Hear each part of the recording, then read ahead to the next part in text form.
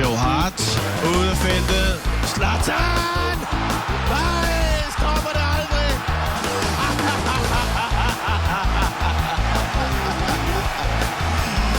Det er og bliver bare verdensklasse med ham her.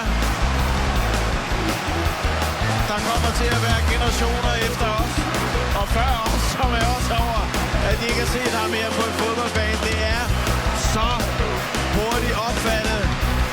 Jeg er med på, at han med sine øjne kan se, at Joe Hart er ude af feltet, men der skal altså noget til at tænke, ved du hvad, den sakser, jeg skulle lige ind, Marker. 4 kasser af Zlatan Ibrahimovic, så det skal ikke sat på plads. Nej, men det er så vildt. Man ved dårligt, hvad man skal sige. Og så kan det godt være, at han i gang imellem forløber sig på en dommer, eller en modstander, eller en medspiller. Men når man kan de ting der, so be it.